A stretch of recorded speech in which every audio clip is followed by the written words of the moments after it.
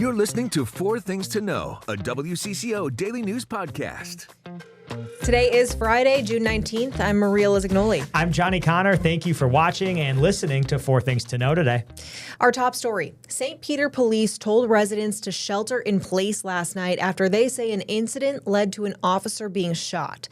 Listen to this new doorbell video of the police ordering the suspect out of the house. Come on with your hands up. You are under arrest. That officer is in the hospital now, and according to the Law Enforcement Labor Services Union, that officer is recovering from his gunshot wound. Now listen to this. Joshua and Haley Flatt say they live in the townhome next door to the people they believe were involved. They say they've had previous issues with their neighbors. We've had past negative experiences with them, so I think we kind of saw it going to happen, but we just didn't know when. I'm just in shock, so. Yeah, it's just, you know, we talk about how we're not terribly surprised, but at the same time, you know, it's still kind of surprising. This happened in the Washington Terrace neighborhood. That shelter-in-place order was lifted early this morning. Police say there's no ongoing threat to the public. The Minnesota Bureau of Criminal Apprehension is handling this investigation. We're still waiting to learn more about the suspect, though. What led up to this shooting? We've reached out and we'll keep you updated on our website and in later shows. Number 2 today, a Minneapolis man is facing charges in connection to a string of business burglaries that targeted restaurants and coffee shops across the city last month. According to court documents, 34-year-old Kenneth Mills is charged with 4 counts of third-degree burglary and 1 count of possessing burglary tools. Prosecutors say he either attempted or carried out break-ins at several businesses, including Giacchino's, Heather's, Italian Eatery, Up Coffee, and the Briar between May 5th and May 24th. Police say Mills was arrested after officers responded to a burglary in progress at the Briar that's in northeast Minneapolis. Investigators say security cameras captured 2 people inside the business. Then officers recovered tools and a stolen computer after Mills allegedly discarded a bag. Investigators later used fingerprints and surveillance video to connect him to the other cases. Court documents say Mills told police he had been involved in 6 or 7 burglaries. Minneapolis police had previously been investigating a string of 15 similar break-ins across the city, though Mills has only been tied to 4 of those cases. He has not been charged in or connected to the other 11 crimes. And our third thing to know today is happening tonight. The first debate between U.S. Senate candidates Representative Angie Craig and Lieutenant Governor Peggy Flanagan. The debate will air on Twin Cities PBS's Almanac live at 7 p.m. This comes following the DFL endorsement of Flanagan just weeks ago, although Craig didn't even compete for the endorsement. The 2 candidates are vying to take over for Senator Tina Smith, who announced she would not be seeking re-election back in February of 2025. Republicans facing off for the Senate seat include Adam Schwarzy, a former Marine, Michelle Tafoya, a former television sports reporter, and Royce White, a former Senate candidate. The GOP gave their support to Schwarzy. The Minnesota Senate primaries for both parties will be held on August 11th. Early voting starts later this month. Now to your 4th thing to know today, celebrations are happening across the Twin Cities in honor of Juneteenth. The federal holiday recognizes freedom achieved and the resilience, stories, and contributions of Black Americans across generations. Frankie McClister went to Centennial Lakes Park in Edina for a celebration out there, and you'll also hear from Patrick Bass, the principal of Valley View Middle School. But first, Frankie made a special friend out in Edina. While we're here watching them gear up, I found a new best friend. What's her name? Addison. Addison, and you're the author of this book. What's it called? Addison Sparkle. Tell us about Addison Sparkle. It's about my self-esteem, and it teaches kids not to be a bully. Super, super important. How old are you? 7. 7 years old, and what brought you out here?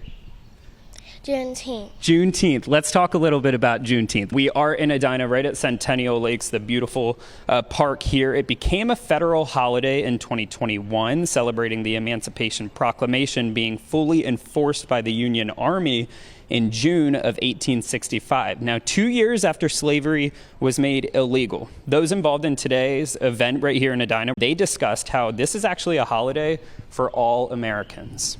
You got to try to imagine over 100 years ago and not being able to do some of the things that you're passionate about. Finding out late that you've got some liberties that are out there that you had no clue about. To dream super big, having the permission to dream big and go and achieve some things. And so, you know, without Juneteenth, I would not be here. And Maria, today there are plenty of events celebrating Juneteenth around the Twin Cities. Yeah, that's right. The state capitol is hosting its 5th Juneteenth celebration. It's a free event with entertainment and tons of resources from legal and civil rights help to health, wellness, and more. And that goes on until 6 tonight. And in St. Paul, the Rondo neighborhood, there's going to be a celebration happening until 5. And Maple Grove also celebrating with an evening full of food, dancing, and family-friendly activities that starts at 5. Fun way to kick off the weekend. Absolutely. Those are the 4 things to know today. Let's check in on our next weather forecast. Happy Friday, guys. Next weather meteorologist Adam Del Rosso checking in. We will need to watch out for a couple of spotty storms through the afternoon and early evening. Some of those could have some wind and hail. Otherwise, we quiet down past dinner time and as we head through the overnight hours with just a few passing clouds. Temperatures still on the comfy side. We only fall back into the mid-50s to kick off our weekend. There's going to be a lot more in the way of sunshine tomorrow. That sunshine gets us into the mid to upper 70s. Father's Day on Sunday, a system's going to be passing by to our south, and there could be some rain showers closer to the I-90 corridor, but I think most of the state stays dry with just some clouds from the metro southward and temperatures in the low to mid-70s. And now, here's more to know. The former leader of the state's largest police force is changing careers. Former Minneapolis Police Chief Brian O'Hara has launched O'Hara Leadership Group, LLC, according to his LinkedIn page. It's a consulting company based in New York City that, quote, advises organizations facing disruption, crisis, workforce challenges, cultural transformation, reputational risk, and leadership transitions. O'Hara is listed as the principal consultant. He resigned as police chief last month. The mayor said O'Hara interfered with an investigation into accusations that he had sexual relationships with city employees. Minneapolis is still looking for a permanent chief to replace him. A Minneapolis business owner says crime and lack of law enforcement at George Floyd Square has cost his company. His name is Edwin Reed. The single father owned Sincere Detailing Pros, which was once headquartered on Chicago Avenue. That's near where George Floyd was killed by a police officer.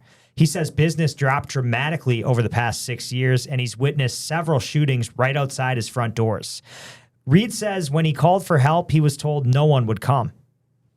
Me and my client witnessed a shooting that took place. A gentleman got shot. We had to lay on the ground. We heard gunfire coming from different directions. It was the most embarrassing thing that I've ever had to deal with as a business owner, hearing this and seeing what took place.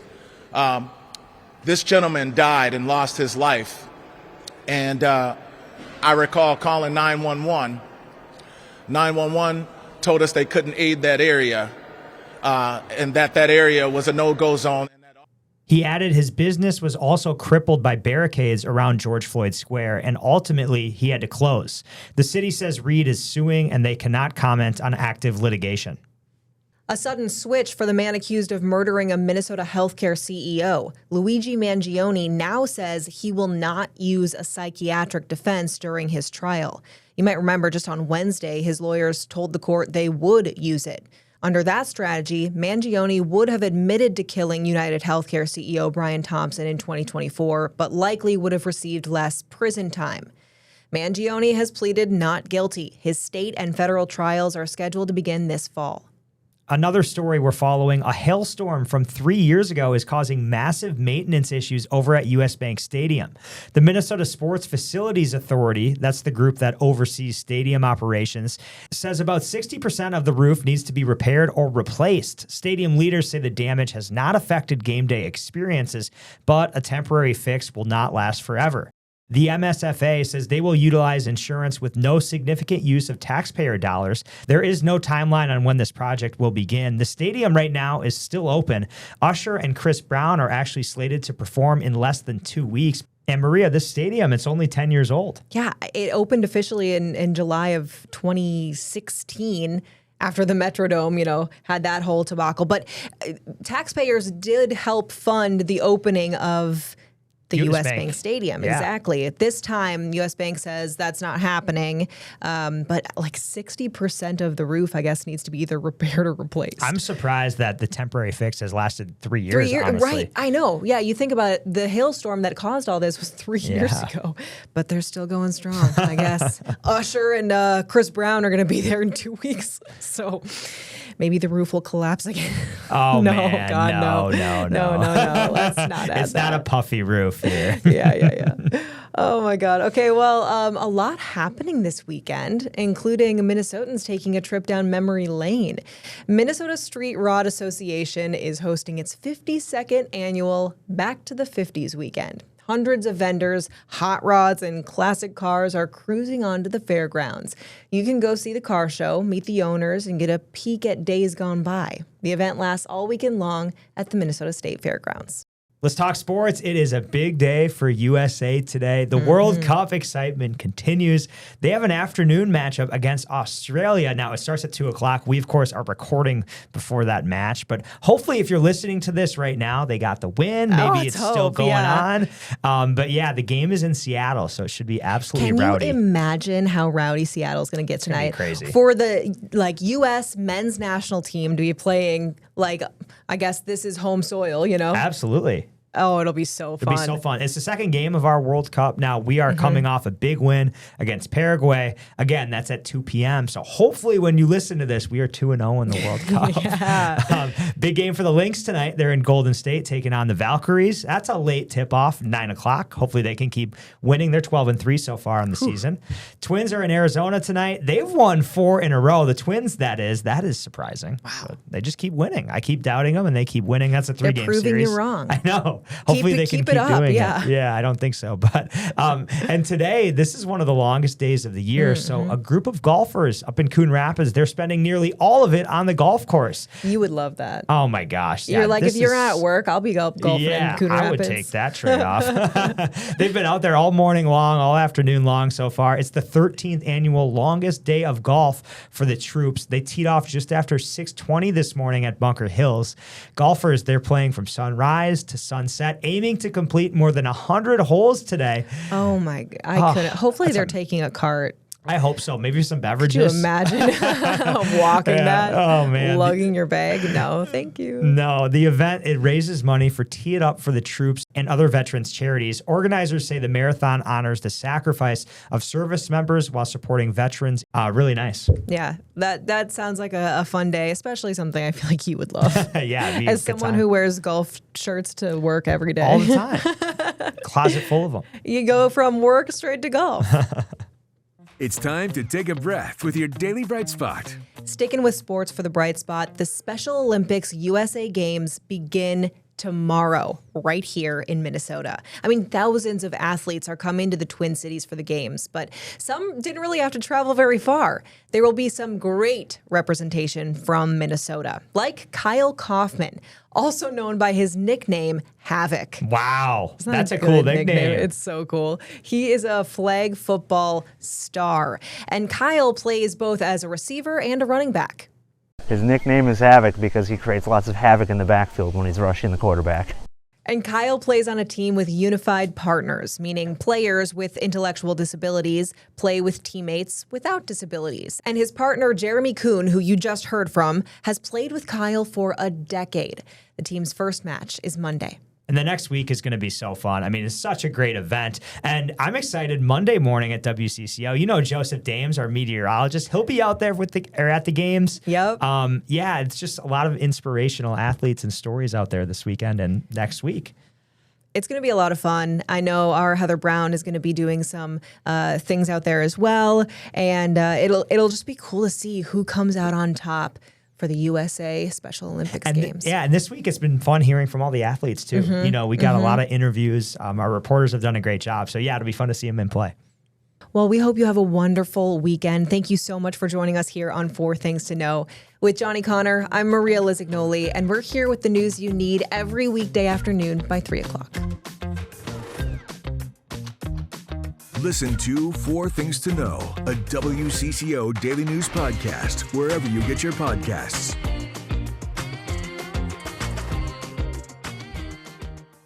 Love podcasts? Love Minnesota? Check out the WCCO podcast studio lineup. Hear the top stories of the day with 4 Things to Know. Discover top female athletes and teams from around the state on women in sports. Dive into stories about faith and belief, from your local leaders to your neighbors next door, with Bigger Than Belief. Stay in the know on the go with the WCCO podcast studio. Go to WCCO.com/podcasts.